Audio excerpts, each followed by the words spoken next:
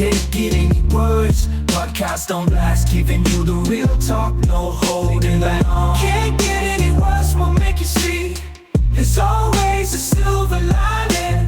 We'll set you free, so join the movement. Let's change the game with the Can't Get Any Worse podcast. Welcome back to the Can't Get Any Worse podcast for the second time this morning. We just, as per usual, had some technical difficulties with my headphones. I don't know what the fuck was going on there, but hope the old Rodecaster isn't on her way out, because I had no audio in my left ear. So I hit the panic button, stressing that you guys wouldn't have audio in your left ear, but we seem to be good now. Hopefully this is coming through okay for you guys. So, Labor Day here. I'm recording this on the Monday, so public holiday. So Nikita and the kids are home. Could have some pop-ins, could not. Some special guests for the episode potentially. But, it's always chaotic with the kids being at home. I got a couple of stories coming up of the kids testing some boundaries as of late. We'll get to those. But exciting news to kick off the podcast. I can now call myself a paid content creator. Officially. It's official. If I was close enough to the soundboard, I'd be hitting the soundbite of like the applause or Ash saying, oh shit, I'm going to sperm, or whatever he fucking says. But I took the leap into the dark arts of TikTok Live last week. It's a very dark place. It's a very, very dark place. So a lot of creeps on there, a lot of weird people that you've got to wade your way through and work out who's legit and who's a fucking creep. But I was on TikTok. I went on Tuesday after the podcast and it went okay. Nothing huge to write home about, and had fuck all viewers, which I heard off the bat it's hard to get viewers, but whatever. Decided to jump back in on Wednesday, doing my thing. And because it's not weird and awkward, I play Fortnite at the same time on the PlayStation. So it's like two birds, one stone, you know what I mean? And we're going to get to Fortnite in a second. Don't you fucking worry. And so I'm playing Fortnite. I'm having a chat to the people in the live. Some people are having some fun. Some people are asking fucking stupid shit. Like some dude was asking me what I think about COVID and shit. And it's like, dude, it's fucking 4 years ago. Let's move on. And then people were in there asking me my opinions on like Israel and Palestine and all that shit. And I'm like, bro, I tell dick jokes on a stage and I fucking come here once a week and tell these poor people about all the fucking shit going on in my life. But anyway, this one bloke pops in there and he's having a bit of a nice chat to me. Seems nice enough. And then he goes, I've got to go, man, but it's been fun chatting. I'll send you a gift. And for those that aren't familiar with TikTok Live, if you send a creator a gift, it's like real money that you can withdraw from your TikTok account. So this dude, it pops up on my screen. It's like, I forget his name. Sorry if you do happen to become a podcast fan and tune in.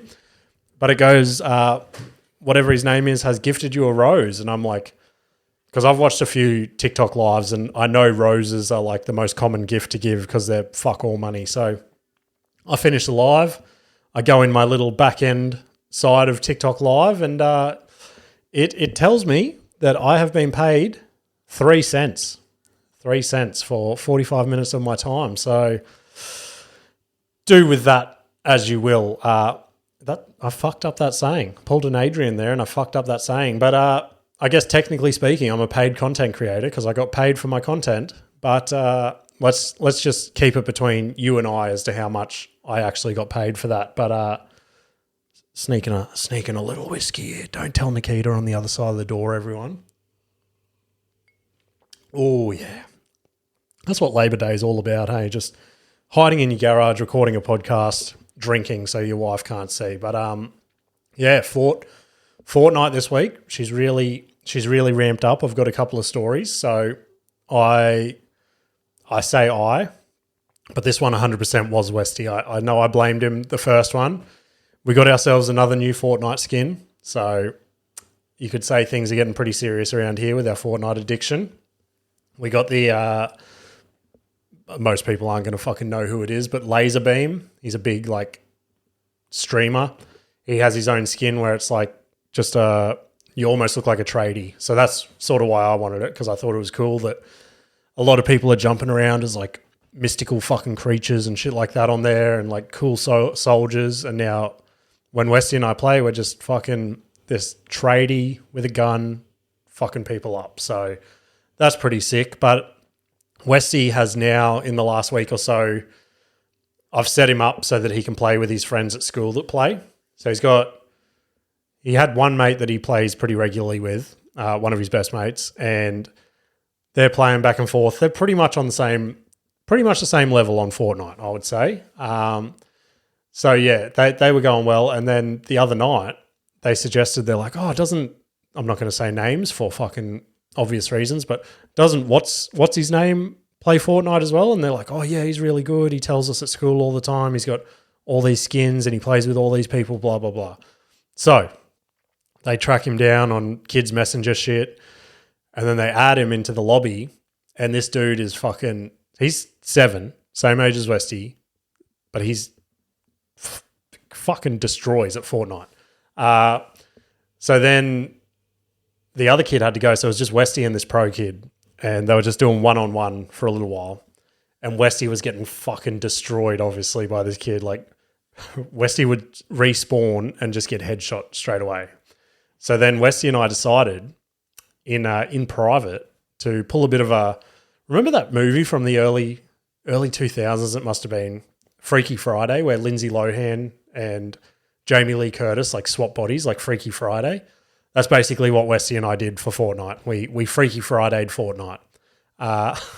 Freaky Friday'd Fortnite. That's sick.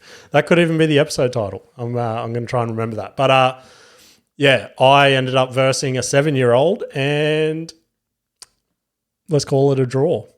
He got just as many kills on me as I did on him, and he knew what was up. He sniffed a rat in the room, and he called Westy out. Westy put his headset on, and he goes, "Oh, your dad's fucking playing." Well, he didn't say fucking because he's 7, even though 7-year-olds do say that.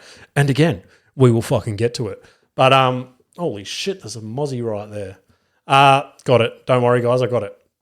But yeah, that's where we got to. Let's get to the whole pushing boundaries thing right now, hey, since we're already talking about him. Westy's 7, and he, in the last month or so, he's found the line. He's found this imaginary line on my patience, and he's touching it with his big toe every 5 minutes, right? But yesterday was the worst that he's done yet. And this was the first time Nikita and I were genuinely serious about like grounding, or whatever the fuck you want to call it. We're in the backyard. Our kids are getting along with the new neighbours' kids very well. They're having a sick time together, right? And so they're throwing balls over the back fence to each other, blah, blah, blah. We're getting to know each other. And then whoever suggests it, I don't fucking know, they go, "Oh, let's go ride our bikes in the front yard." And I'm like, no, like we were getting ready to go to a birthday party. So I said, "No, Westy, we're getting ready to go to the party. Like, you got to stay in here. You got to either stay in the backyard or come inside." And he's like, "No, I'm going in the front yard." I'm like, "Don't go in the front yard." Anyway, we had this little 5-minute disagreement as to why he thinks he should be in the front yard and why I think he shouldn't. And I'm like, "I'm not talking about it anymore. You're not going in the front yard." I come inside, continue to start getting shit ready for the party. I don't know, get dressed or fucking get presents ready, blah, blah, blah, as you do. And then I feel my phone vibrate in my pocket, pull it out, look at it, and it goes, "Someone has been spotted on your side door camera." And I'm like, that's fucking weird. Who'd be walking out there? Another notification, "Someone's been spotted on your garage camera." And I'm like, who the fuck is walking around the front of our house? Then it fucking clicks. And I go to the front, I look out the blind. Here's my 7-year-old son out on the road on his bike, thinking he's the sickest cunt, to the new neighbours' kids. And he's riding up and down the road, obviously just waiting for a truck to come and collect him. But yeah, safe to say I went out there and lost it pretty bad in front of him. And up until this morning, so he had again, this is going to sound like the pussiest grounding to all the other parents listening and shit like that. And yeah, he lost his iPad and PlayStation and a couple other fucking little toys and shit that he likes for 24 hours. So he's got them back now. But yeah, it made me see red. It made me rage. But yeah, like I said, we're getting ready for a birthday party yesterday before all that went down. And let me tell you guys, if you are on the back end of recovering from a torn meniscus and a buildup of arthritis in your knee, there's one place I can recommend that you do not go in your recovery process, and that is the Play Centre of Logan called Area 51. So, yeah, our youngest son, Parker, 3-year-old, just getting let loose on a gigantic play centre, was just taking me through all the tightest twists and turns, and he'd sprint, so I'd have to sprint after him, and fuck me, it was not good. I was pretty tender yesterday afternoon. I've come good now, so I'm glad to tell you all that. I'm just going to have another little sip. Oh, yeah, that's good. Oh, I might be speeding through these a little bit because, like I said, I don't know how long it's going to be until somebody comes flying through this door here, like an episode of Thank God You're Here. That was a good show from back in the day. Don't know. I think they tried to relaunch it like a couple of years ago and it flopped, which makes complete sense. But yeah, this. Okay, I know last week I said I'm not going to fucking talk about this anymore, but I thought you guys would find the humor in this, and again, relates to the title right here. Actually, before I forget, see this here? That's the skin from the mystical soccer ball that I spoke about last week. I found it this morning, literally. Nikita goes, "Oh, can you put this in the bin?" And I'm like, "Nah, that's going on the shelf. It's going on the shelf." That clip got 1.2. Fuck, what number am I trying to say? 1,200 views on YouTube Shorts this week, which is pretty good for our podcast. We're, like I say all the time, we're not the biggest, we're not the best. We're just we're the little engine that could just keep chugging every week. So where was I going before I got sidetracked looking at that? Can't get any worse. There we go. Fucking plug it. Clip that shit. Last week, came in here, gave the big spiel about the whole neighborhood debate thing, and I'm like, I'm leaving it in the past. I'm done. Fucking, I'm the bigger man. Anyway, I finished the podcast. Felt pretty good. Didn't listen back to it until Tuesday morning when the episode came out. So I listened to it with you guys just because I wasn't sure how it ended up coming out, right? So I've woken up, put my headphones in, listened to it while I'm getting ready for the gym, drive to the gym. And by the time I got to the gym, that part was done and dusted, right? And I pulled into the car park of the gym and I'm like, I'm happy with how I handled that. I'm pretty stoked with how I handled that. There's like a fizzling coming through the headphones. Again, I hope that's not coming through the mics. But anyway, pulled into the gym. I'm feeling stoked about how I handled the whole situation. Enter the gym, start my workout. I'm 10 minutes into my workout. And I hear the scanner of the door of the gym go off, and I'm like, I like to, like I said last week, we had that creep come into the gym, so I like to peruse the doorway to see who we've got coming and going, assess the situation, and in walks, for the first time ever since I've been going to that gym for 6 years on and off, my old neighbour. What the fuck? How the universe just has it fucking... The universe goes, oh, James thinks he's out of something. Let's spice things up a little bit. Let's put a little bit of chili on top of that one. But yeah, in walks my neighbour, and we had potentially one of the most awkward workouts of both of our lives, just trying to avoid each other and just looking at how well the gym walls have been painted. Like, I've never looked at the ceiling and walls so much in my life. It was awkward as fuck. But they haven't been back, so hopefully they've found another gym in the area. That's what I said to Nikita. I go, look, if we were to pin our house, right, and do like a, let's say 15 to 20 kilometre radius around our house, right, there's probably, not even exaggerating, 100 gyms of different, it could be a commercial gym, it could be a fucking F45, CrossFit gym, anything, right? They could have picked anything. They could have picked any time. Bang. Same Same place, same time. What the fuck? But I thought that was a weird coincidence. Anyway, hopefully you guys got some entertainment in that. Last thing I wanted to talk about in our personal life again, had a lot of messages about our new cute dog, so thank you for that. I'm really hoping these headphones are just fucked and this like crackling hiss isn't coming through on that, because that is going to be fucked. Anyway, Bailey, the mystical Dalmatian, is settling in well. She's what's the word? Not adapting. Don't know what the word is. Can't think of it right now, but she's feeling a lot better around me, which is good. Unless Nikita's around, and then she's fucking obsessed with her and doesn't want anything to do with me unless I've got a treat in my hand. But yeah, she's loving life, which is good to see. She can, we're going on regular walks together. She's learning a couple of tricks. So other than that, not much to report home from regarding the dog. So now I've been excited to come and talk about this for the last 4 to 5 days, right? And so this is that's my personal life done, right? Now we're going into news and shit for the week. And the biggest thing that's been happening on my news feed, and up until yesterday, I was coming in here with a completely different look on the whole situation, right? And of course, I'm talking about the hip hop beef, right? Where originally it was Drake, Kendrick Lamar, and J. Cole.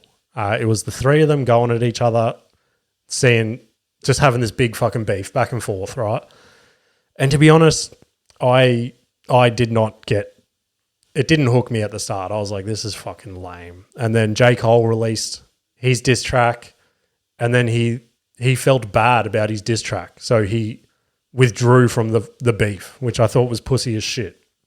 And I'm like, what the fuck? And also, like, Drake seems to have a fucking issue with everyone. He had a beef with Kanye. He's got a beef with Kendrick. He's got a beef with J. Cole. He's got a beef with fucking, who knows? He's probably got a beef with Taylor Swift for all we fucking know. But I know, like, me personally, I'm a bit of a tortured poet myself. You know what I mean? That's a bit of a callback to Taylor Swift's album that we spoke about last week. So you're welcome, everyone. But yeah, up until yesterday, I was like, this is the pussiest shit I've ever fucking seen, right? Like, I personally would rather see Elon Musk versus Mark Zuckerberg at MMA. Like, what the fuck ended up happening to that? I still hope that's happening. And I 100% think that would be a better fight to watch than Drake and Kendrick Lamar. And it made me, obviously, like, when I first got into hip-hop and shit like that, I was obviously very influenced by the 90s scene and early 2000s scene and shit like that. So the big beef, not going to fucking break any news right here, but the big beef that everyone knew about was Biggie Smalls and Tupac, right? And that beef, like, that, to me, was a serious beef, because both those dudes were fucking, like, gangsters. They were gang affiliated. They were, whether or not they were doing the shootings and shit like that, they were in that scene. And then every time they released a diss track, it was like, holy fuck, somebody's going to die soon. And they both did end up dying by fucking gang violence. Like, I know it's still up in the air of who killed Biggie, who killed Pac. That could be solved right now. Like, I did hear a couple of years ago, someone came out. There's rumors that Tupac's living in, like, Mexico or some shit. So who fucking knows? But, like, I was listening to Drake and Kendrick's diss tracks to each other, and they just seemed so, like, pussyfooting and shit, and they were just trying to hide through, like, clever lyrics and shit like that, which I get is kind of cool in its own way.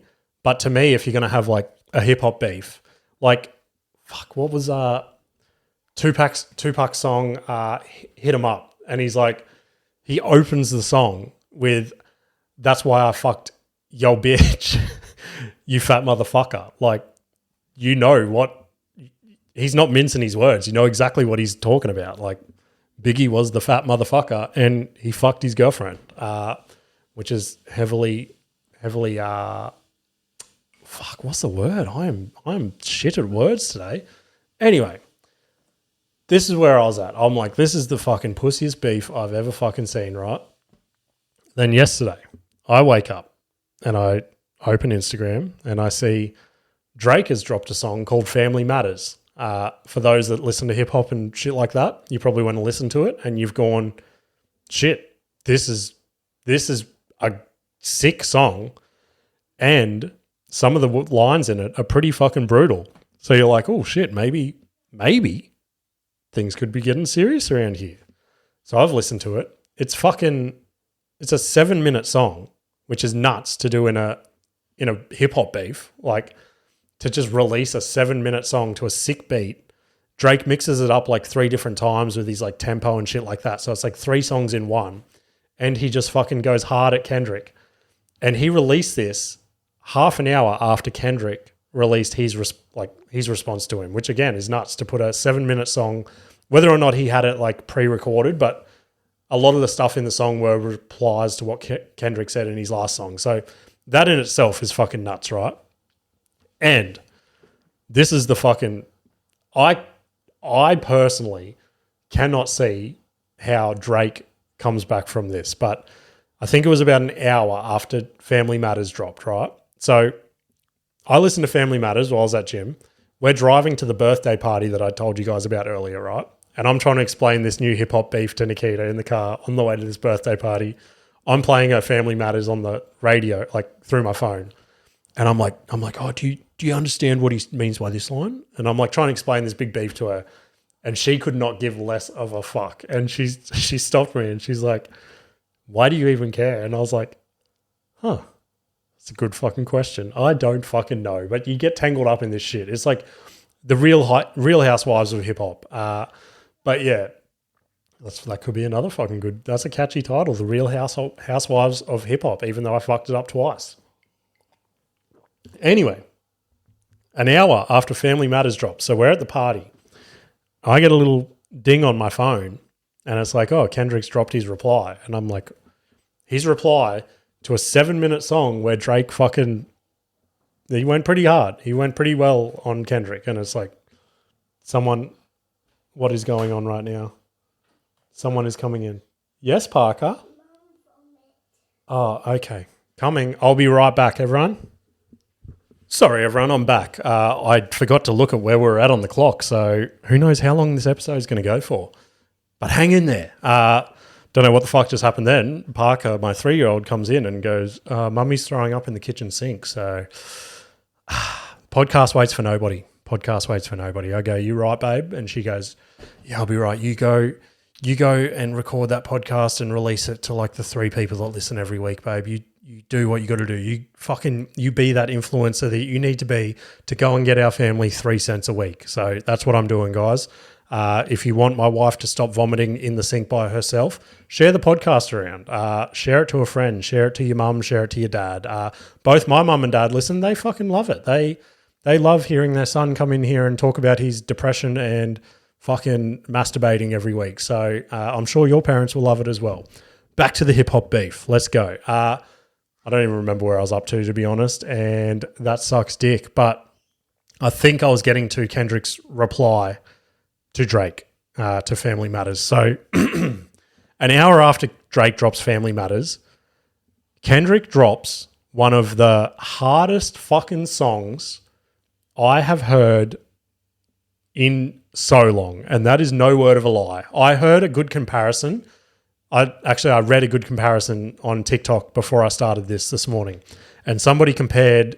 So the song's called "Meet the Grahams." That's Kendrick Lamar's fucking reply to Drake. There's no fucking way Drake can come back from this. The shit that Kendrick has talked about Drake on this track. Go and listen. Pause the podcast right now. Go listen to "Meet the Grahams," and imagine how a fucking man that sings songs like "You used to call me on the fucking cell phone," was it? I don't even remember, but fuck me.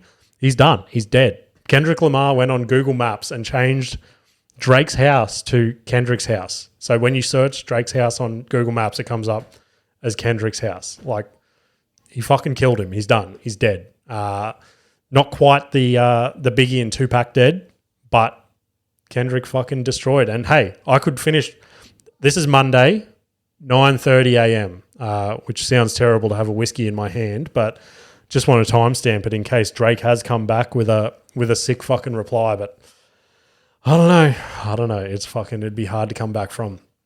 Again, up until those two songs dropped yesterday, this is what I was coming in. This was going to be my pitch to Drake and Kendrick. I know they're avid listeners of the podcast, so listen, boys. This is what I was going to say.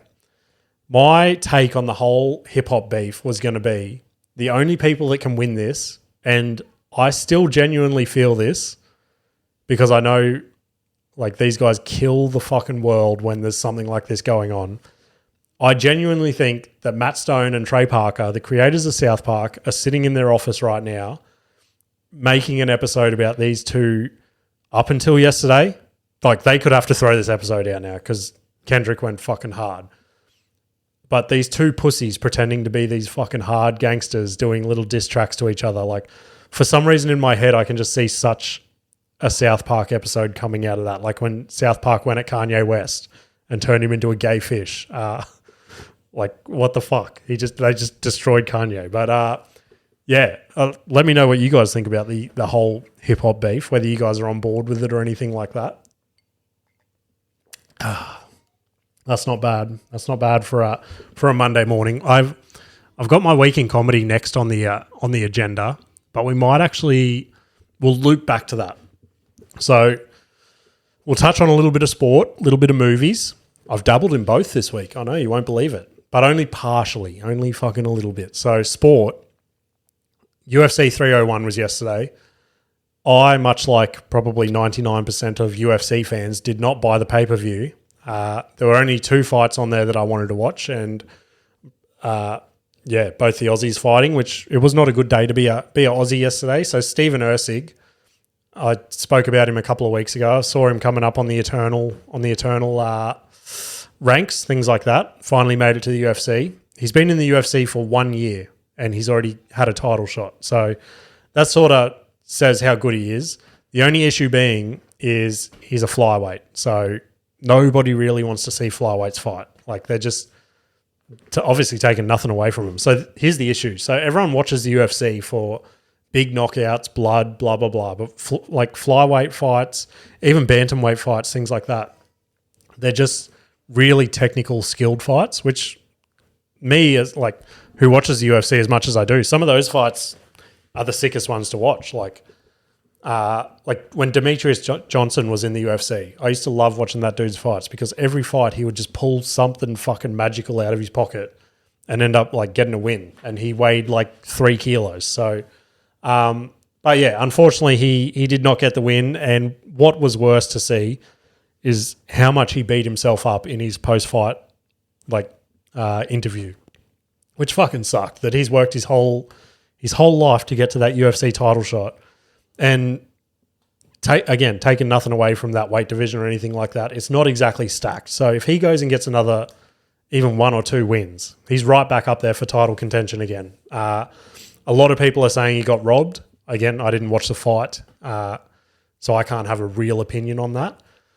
But yeah, just whether he won or lost doesn't really matter. But it just sucked to see him. Like, go watch that post-fight interview, and it'll rip at your heart just to see an Aussie bloke just so down on himself for getting a loss. But anyway, what else? That was the big thing. This is why I wish I bought the fucking card, even though it was fine because I waited for as long as I did and I got to see it in real time on social media. UFC dropped their first teaser trailer for Conor McGregor coming back. And anyone that knows me, I'm the biggest Conor dick rider in the world. Everything he has ever done wrong. So Conor McGregor and Justin Bieber, both of them have fucked up majorly in their lives, and they're fucking two of my biggest heroes in life. Like, if I ever got the chance to meet either one of those, it would fucking blow the top of my head off. But anyway, the only thing is, I was pretty disappointed with the UFC's little teaser trailer for him coming back. The amount of resources and money they have to throw at it, they could have done this insane fucking teaser, right? But every time Conor has come back, Conor's had, I think this will be his third return, right? Because he's a fucking quazillionaire. That's not even a number, but that's how rich Conor is. He, every time he comes back, UFC does this little teaser. And this time I was like, they're going to do something insane. This is going to be sick. But same old shit. The only thing this time, it was green smoke. So it's just smoke. And then Conor walks past the camera in the dark one way, walks past the camera in the dark the other way. And then he just comes and stands in front of the camera in the dark green smoke, puts his hands out in his Conor McGregor pose and just looks up at the sky. So sick, don't get me wrong, sick fucking promo. It's just, it's been done before. It's been done twice before for Conor's returns. So a little bit disappointed in that. In saying that, I am going to be glued to my fucking screen. I was dabbling with the idea of making that the first like fight companion for the podcast, right? Just me in here with you guys. I'll be shooting the shit, watching the fights, things like that. But one thing that I do love about UFC is Joe Rogan's commentary. So I wouldn't be able to hear that while I'm on here, obviously, because I would be the commentator, unfortunately for you guys. The other thing is like just hearing the commentary and things like that. If something goes wrong, it's like, oh, he broke his leg or he got kicked in the groin, whatever it is. Like they go into detail. You understand the fight a little bit more. Oh, shit. I don't know if you guys just heard Westy screaming in the background, but yeah, so I don't think I'll do anything for that one. I might, like, who knows? It's a while away. I think it's like 2 months away or something like that. So who knows what could happen by then. I should work out when we're up to episode 100. I want to try playing something decent for that. See how we go. But the other big thing, this happened after the podcast last week. This popped up on my news feed as well. Everyone knows Mike Tyson is coming out of retirement again. I don't know if he has officially retired, but he's coming out of retirement to fight Jake Paul, which I was on the same train. Everyone thinks it was a stupid gimmicky fight, things like that. They had all these rules in place where it's an exhibition. If there's no knockouts, it goes to the judges, and if it goes to the judges, it's classed as a draw, things like that. And it's going to be the first live sport event on Netflix, which all that shit is fucking insane, right?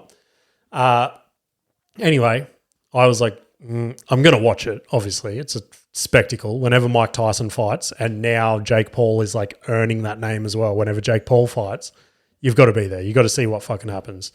And I was like, oh, this is just a stupid gimmicky fight. Like, fucking thank God I don't have to pay for it sort of thing.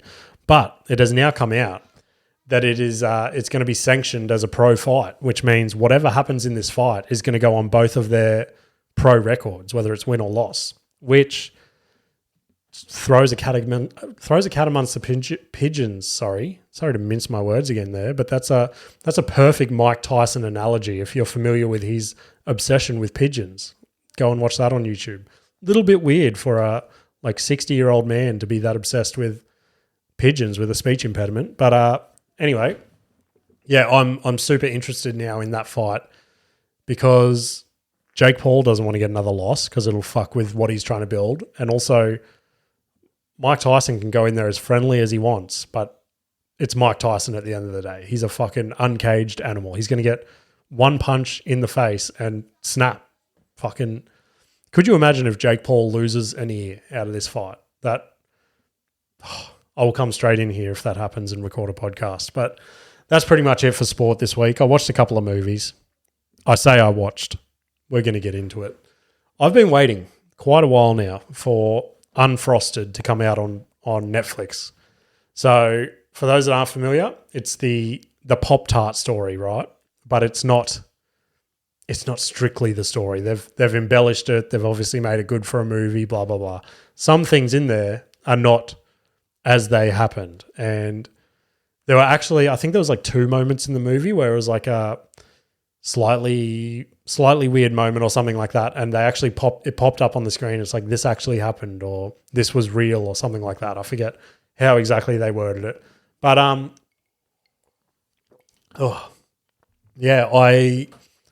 let's start off with, hang on. Someone's coming through again. Yeah, P. See what I'm making? I'm making a podcast for these beautiful people's ears. Oh, okay. Can you give me 10 minutes? Yeah? Okay. I'll be back again. Sorry, guys.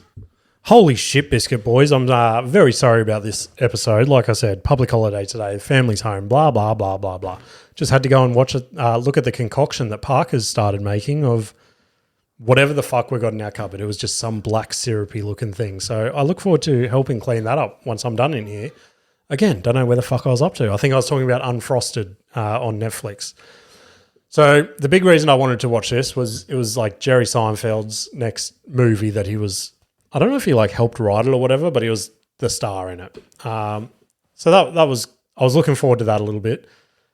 And yeah, I started watching it, fell asleep about halfway through, which I don't know if it was because I was overly tired or whatever, or whether it was a boring movie, but it wasn't as good as I was hoping it was going to be. Some people might be against me in saying that, but yeah, I was hoping for a little bit more, and it fell short, made me fall asleep. I have finished the end now, so I know how it ends, things like that. But a couple of big takeaways I had from it, which were I liked this part. The way it was like shot and things like that from like a cinematic point of view, like the colors, the cars they used, things like that, insane. Like it was a very well put together movie.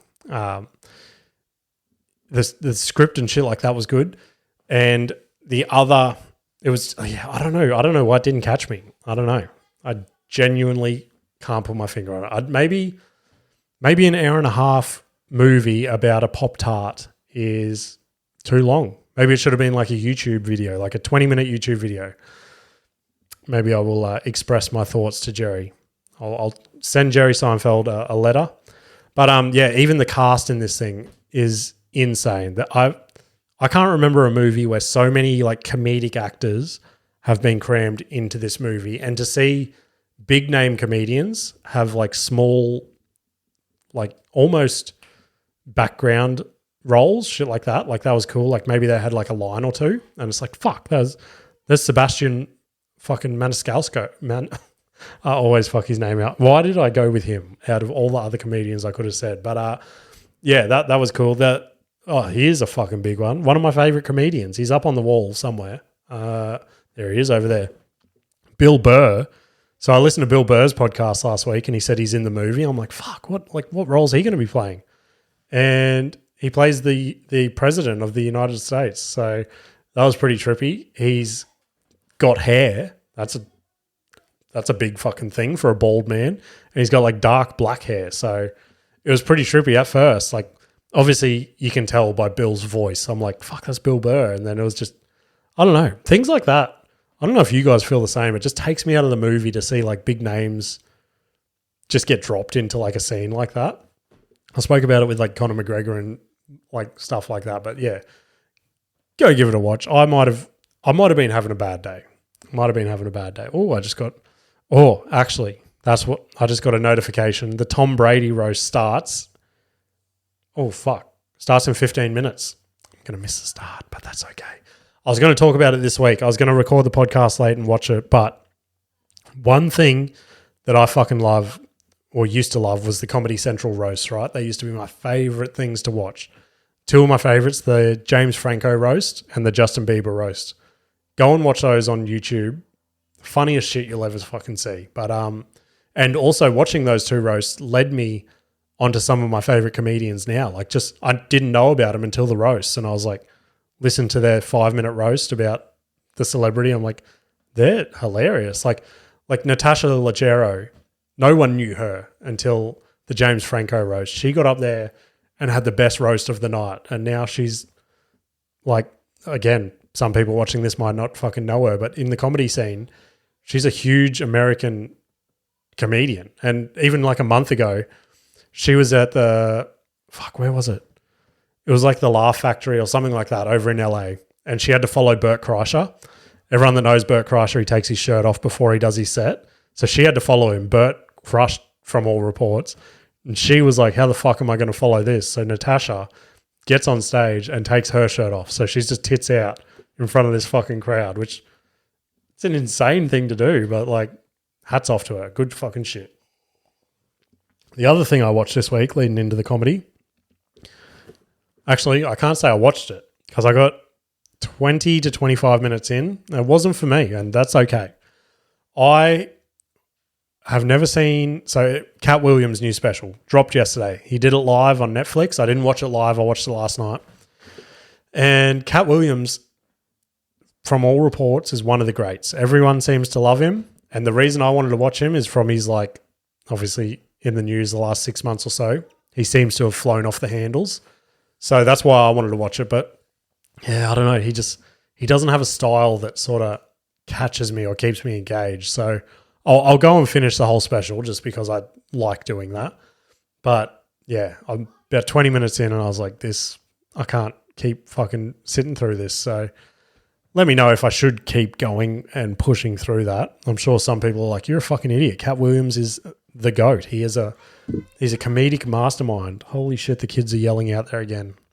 Don't make me go back out there. But yeah, that leads to our...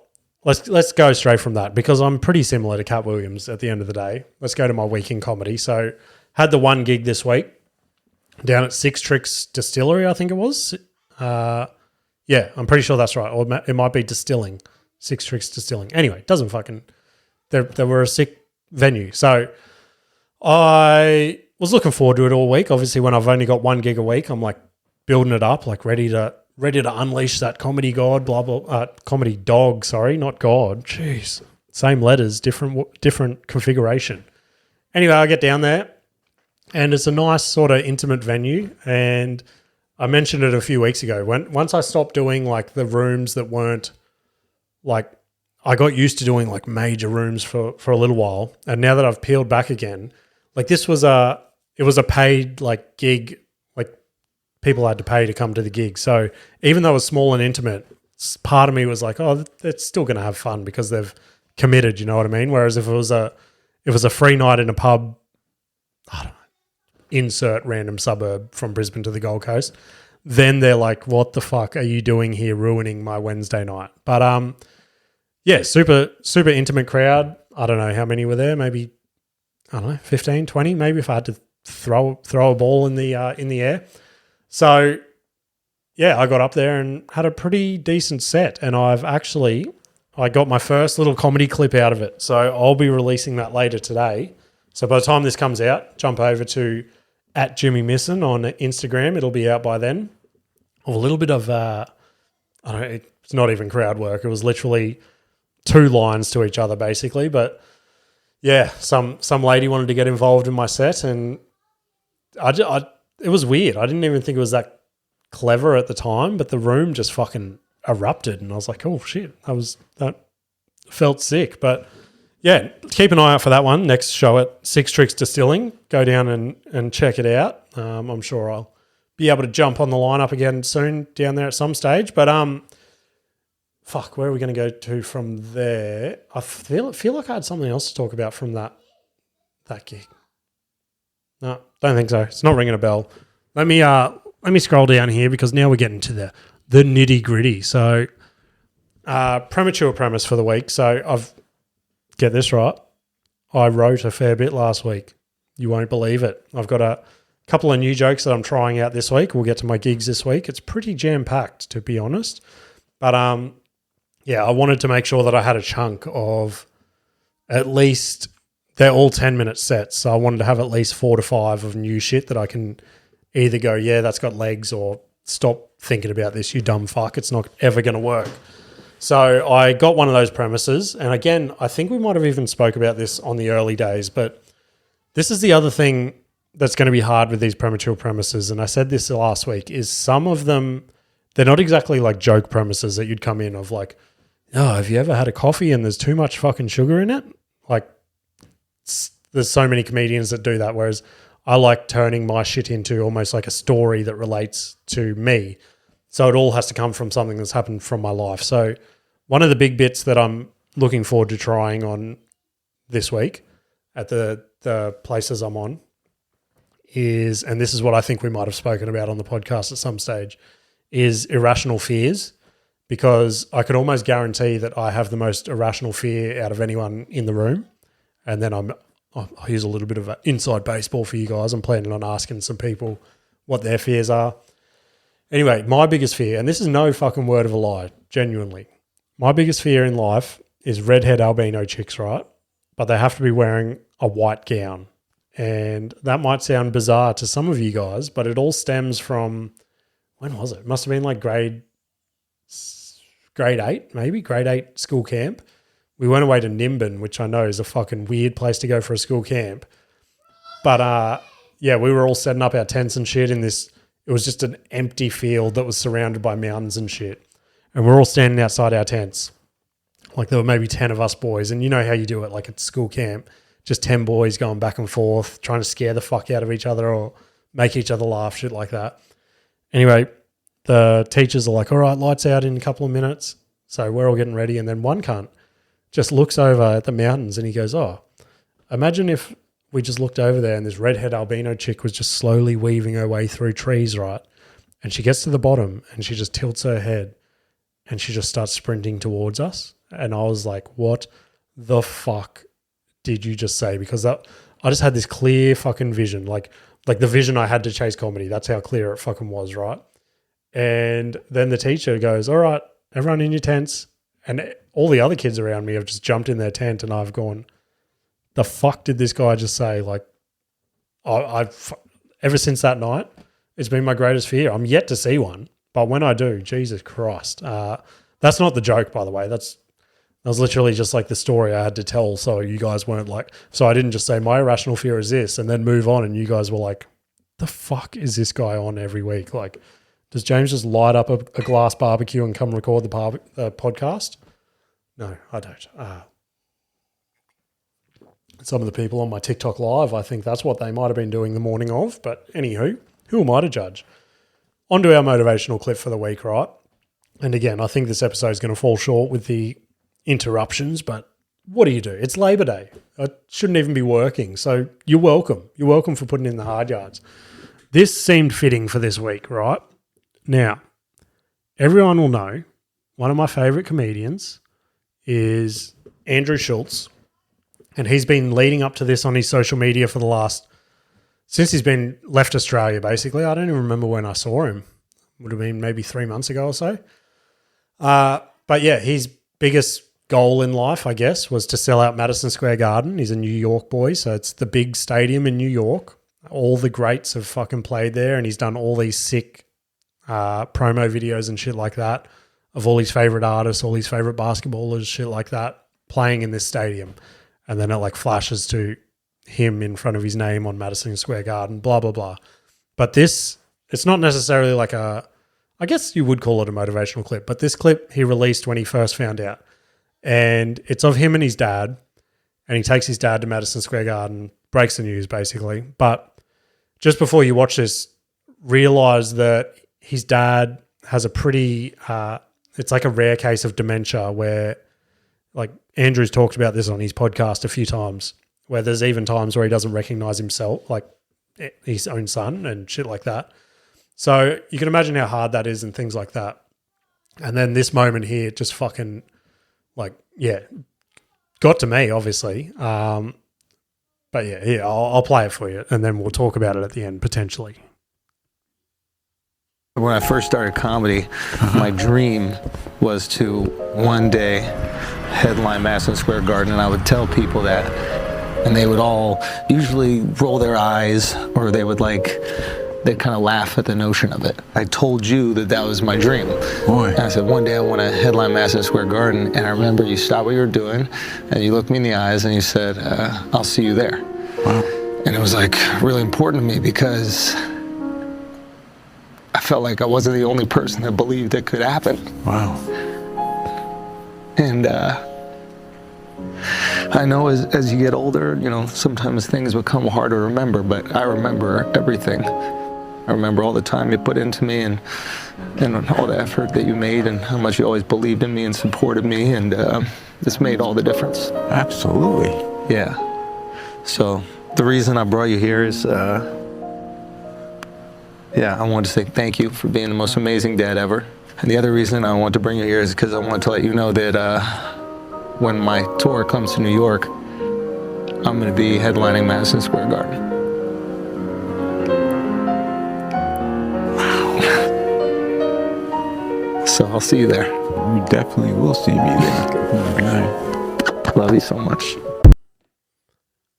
But yeah, if that doesn't fucking get you, then nothing will. That's a sick clip. And yeah, anyone chasing this dumb little dream probably has a similar thing that they'd love to do in their life. And yeah, hopefully I can get there at some point and convey those messages to the people that need to hear it and are backing me. But plugging gigs for the week. So Tuesday the 7th, I'll be at the Parkwood Tavern, slinging some new jokes. All these gigs are guaranteed at least 4 to 5 minutes new jokes. So if you want to come and see me bomb, these are going to be the gigs to come to. Not saying the gigs are going to be bad. I'm saying I'm going to be bad. So Tuesday the 7th, Parkwood Tavern, 7:30 p.m. I think that one is. Wednesday the 8th, Pimpamar Pavilion, 7 o'clock start at that one.